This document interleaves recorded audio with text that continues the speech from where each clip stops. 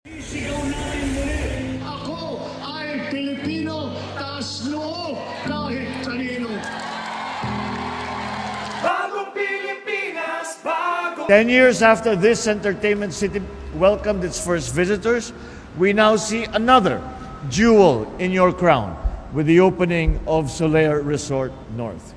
This resort features not only first-class amenities but also world-class Filipino talent.